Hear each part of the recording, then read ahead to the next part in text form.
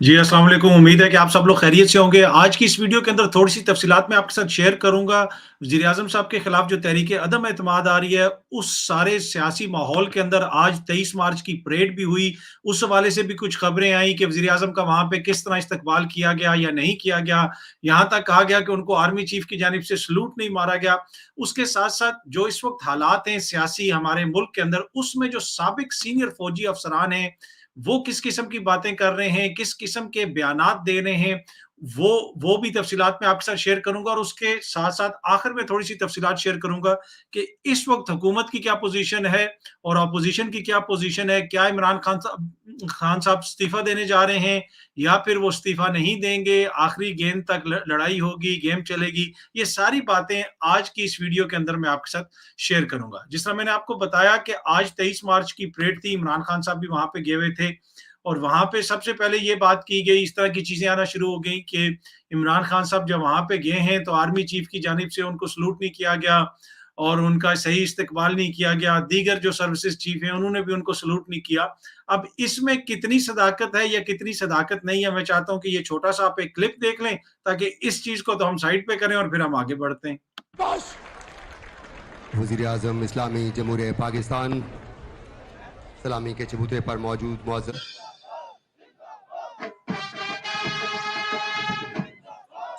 36 military police का चाक चौबंद दस्ता वज़ीर आज़म के हमरा है, जिसकी क़यादत मेजर कासिम करेंगे। लेफ्टिनेंट कर्नल शाह जी, आपने देख लिया कि किस-किस ने वज़ीर-ए-आज़म को सैल्यूट मारा या नहीं मारा। ना सिर्फ़ आर्मी चीफ़ ने उनको सैल्यूट किया, दीगर सर्विसेज़ चीफ़ ने भी और उसके बाद फिर आखिर में उनको गाड़ी तक छोड़ के और वहाँ पे भी जनरल बाजवा ने उनको सैल्यूट मार के भेजा। कहने का मकसद ये है कि इस तरह की जो खबरें उड़ाई जा रही हैं कि फ़ौज और हुकूमत के ताल्लुकात बड़े ख़राब हो गए और हालत इस नहज पे पहुँच गई है कि परेड के अंदर भी सैल्यूट नहीं मारा गया। ये सुबह कुछ सहाफ़ी दोस्त जो है इस तरह की खबरें ट्विटर वग़ैरह पे शेयर कर रहे थे। अच्छा, दूसरी बात ये है कि इस वक़्त जो सियासी माहौल है, उसके तनाज़ुर में किस किस्म का रद्द-ए-अमल आ रहा है, जो साबिक फ़ौजी हैं या फिर जो फ़ौजियों की अपनी फ़ैमिलीज़ वग़ैरह हैं, उसमें से किस किस्म का रद्द-ए-अमल आ रहा है, वो बड़ा ज़रूरी है। आज जब इमरान खान साहब वहाँ पे गए परेड के अंदर, तो वहाँ पे उनका किस तरह इस्तकबाल किया गया। वो जो वहाँ पे जो फ़ौजियों की फ़ैमिलियाँ बैठी हुई थी, शहीदों की फ़ैमिलियाँ बैठी हुई थी, गाज़ियों की फ़ैमिली बैठी हुई थी, उनकी जानिब से और दीगर अवाम की जानिब से किस तरह उनको वहाँ पे उनकी रिसेप्शन की गई, वो भी बड़ा ज़रूरी है। ज़रा वो देखें, फिर हम गुफ्तगू के सिलसिले को आगे बढ़ाते हैं। सलामी के चबूतरे के सामने तशरीफ ले आए।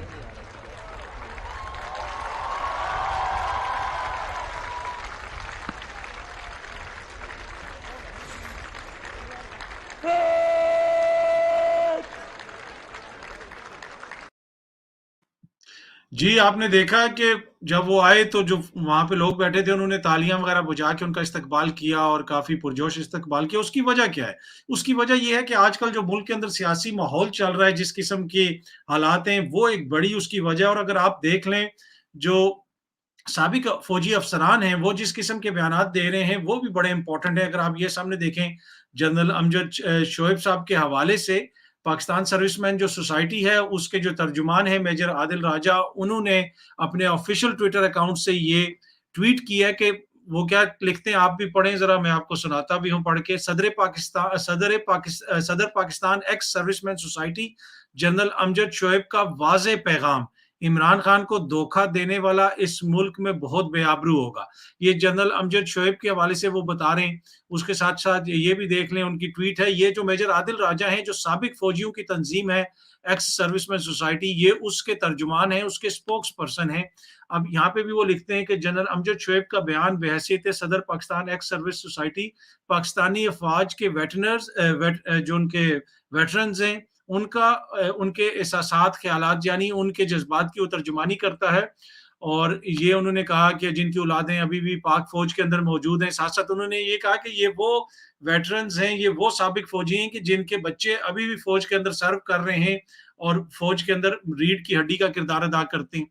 अच्छा, एक ट्वीट और उन्होंने की, ये ट्वीट भी देख लें। अब ये कोई आम बंदा ट्वीट नहीं कर रहा है, ये जो साबिक फ़ौजी हैं, ये उनके तर्जुमान ये ट्वीट कर रहे हैं। वो क्या कह रहे हैं? वो ये कह रहे हैं कि वो जो समझ रहे हैं कि कुछ नहीं होगा, लोग मान जाएँगे, क्या वो ये नहीं जानते کہ عمران خان کے جتنے بھی ممی ڈیڈی سپورٹرز انہیں نظر آتے ہیں اس سے کئی زیادہ خان کے جنگجو سپورٹرز ہیں. یہ بڑا معنی خیز چیز ہے. خان کے جنگجو سپورٹرز ہیں جو اس کی ایک آواز پر لبیک کہیں گے. اب دیکھیں جو خان صاحب نے عوام کی طرف جانے کا فیصلہ کیا نا وہ بڑا امپورٹنٹ ہے.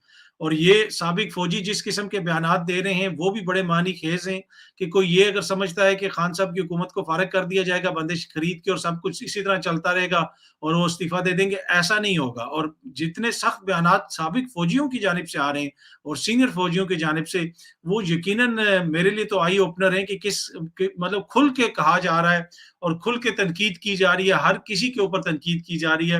وہ یہ کہہ رہے ہیں کہ حکومت کے خلاف, چاہے کسی کی بھی حکومت ہو, حکومت کے خلاف, جمہوریت کے خلاف سازش نہیں ہونی چاہیے. اچھا, سابق آرمی چیف جب سلیکٹ ہوئے تھے راحیل شریف, اس زمانے میں جنرل ہارون اسلم کا نام بھی گیا تھا. اس وقت وہ آرمی چیف منتخب نہیں ہوئے لیکن لیفٹیننٹ جنرل کے عہدے سے ریٹائر ہوئے. انہوں نے بھی ٹویٹر کے اندر ایک سپیس میں بات کرتے ہوئے کچھ باتیں کہی ہیں اور بڑی سخت باتیں کہی ہیں, اور انہوں نے ساتھ یہ بھی اعلان کر دیا کہ جو 27 مارچ کو جلسہ ہوگا عمران خان کا, میں اس کے اندر بھی جاؤں گا. میں چاہتا ہوں کہ ذرا آپ یہ سنیں, ان کا 1.5 منٹ کا کلپ ہے, جنرل ہارون کیا بات کر رہے ہیں, اور اس کے بعد پھر ہم گفتگو کے سلسلے کو آگے بڑھاتے ہیں. اگر نو کانفیڈنس موشن ایڈمٹ ہو جاتا ہے, اگر پاس ہو جاتا ہے against Imran Khan, it will be یہ بہت بڑا ڈیزاسٹر ہوگا پاکستان کے لیے. آپ پی ایم ایل این کو دیکھ لیں, ان کی لیڈرشپ کو, اور پی پی پی کی لیڈرشپ کو, اور جے یو آئی کی لیڈرشپ کو, چھوٹی پارٹیز کی میں بات نہیں کر رہا, ان کی سٹیٹمنٹس کے کنکلوژن ڈرا کریں تو if they come in power and کوئی گھس جاتے ہیں یہ الیکشن وغیرہ, so they are it will be disastrous for the country. انہوں نے کرنا کیا ہے, they will target I S I and army military, اور وہ ٹارگٹ کریں گے جیسے انہوں نے 18th امینڈمنٹ میں کیا تھا تھرو لیجسلیشن. اور وہ جو جس طرح کہتے ہیں نا کہ they want I S I and army to become like Punjab police and F I A and I B. So this is their hidden agenda and this is not their agenda, this is the agenda of U S A and the West. دیکھیے آپ کی diplomacy ہے, آپ کے اس کے بعد آپ کی انٹیلیجنس اپریٹس ہے پورا جس میں سارے لوگ آ جاتے ہیں, اور اس کے بعد پھر آپ کی سیکورٹی فورسز ہیں, paramilitary and then army. This is your target, nuclear power. They want to defang you and then it's walk over. And I am not from P T I, میں تو کرٹیسائز بھی کرتا ہوں دبا کے, لیکن میں 27 تاریخ کو جاؤں گا.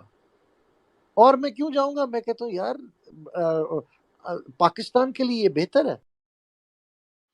جی, اب آپ نے جنرل صاحب کی باتیں سنی. انہوں نے کہا کہ یہ لوگ جب اقتدار میں آئیں گے یہ ٹارگٹ کریں گے, فوج کو ٹارگٹ کریں گے, یہ ہمارے اداروں کو ٹارگٹ کریں گے, آئی ایس آئی کو ٹارگٹ کریں گے. آپ کو یاد ہوگا کہ ماضی کے اندر آئی ایس آئی کو وزارت داخلہ کے انڈر دے دیا گیا تھا پیپلز پارٹی کے دور میں, اور اس کا نوٹیفیکیشن بھی جاری ہو گیا تھا, اور غالباً مرحوم سینیٹر رحمان ملک صاحب اس وقت وزیر داخلہ تھے, تو آئی ایس آئی کو ان کے انڈر دے دیا گیا تھا. لیکن پھر جب پریشر پڑا, فوج کی طرف سے ریاکشن آیا, تو پھر اس نوٹیفیکیشن کو چینج کیا گیا. تو اب وہ یہ کہہ رہے ہیں کہ جس طرح کے اداروں کے اوپر الزامات لگائے جاتے ہیں اور وہ کوئی کسی سے ڈھکے چھپے نہیں ہیں, آپ کو پتا ہے کہ کس قسم کے الزامات فوج کے اوپر لگائے گئے, اور سب لوگ لگاتے ہیں. مولانا صاحب نے بھی لگائے, زرداری صاحب نے بھی لگائے, مریم بی بی نے بھی, نواز شریف صاحب نے بھی. مطلب کہ کوئی ایسا الزام نہیں ہے کہ جو انہوں نے فوج کے اوپر نہ لگایا گیا ہو, آئی ایس آئی کے اوپر نہ لگایا گیا ہو, جنرل فیض کا نام لے لے کے الزامات لگائے گئے.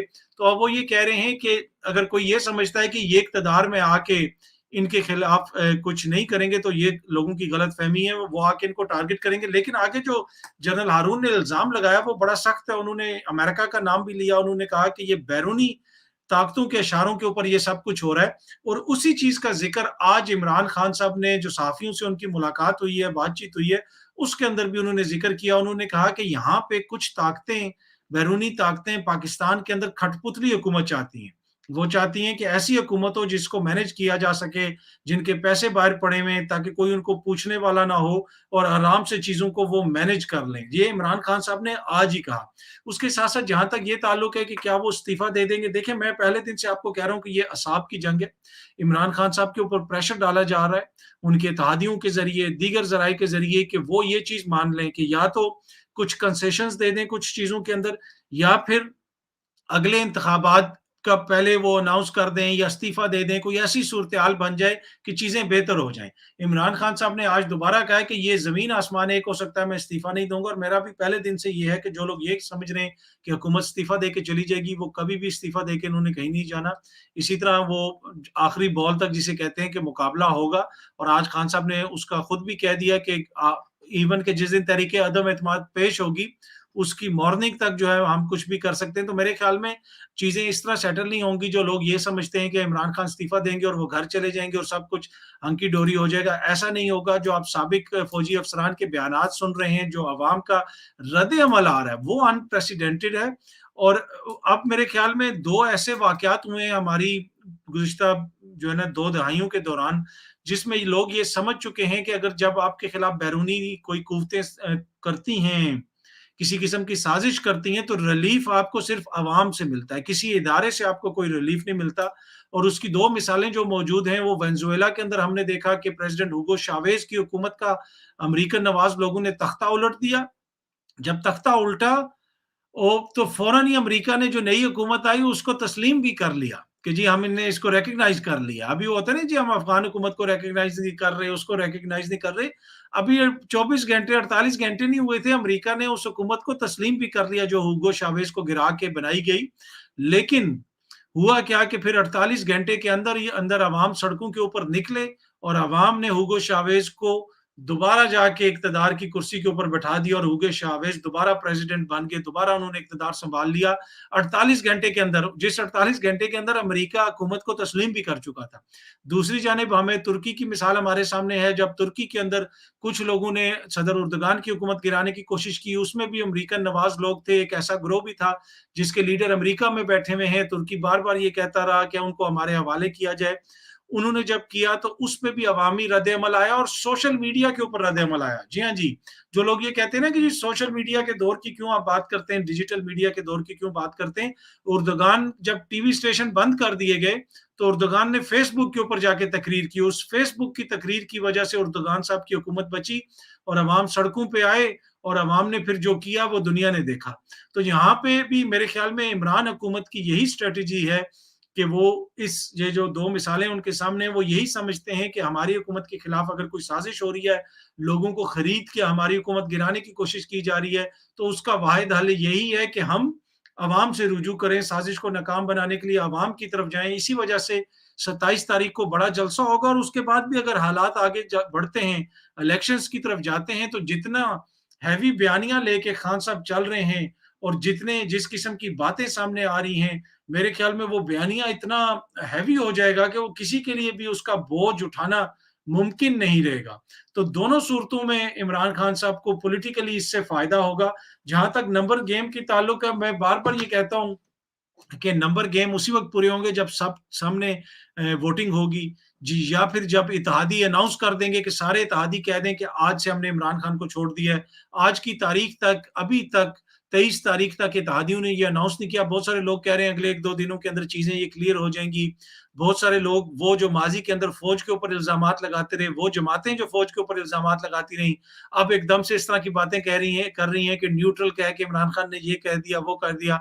हालात किस तरफ जाते हैं, देखें, ये तो अल्लाह ताला की ज़ात ही बेहतर जानती है, नजूमी तो कोई भी नहीं है।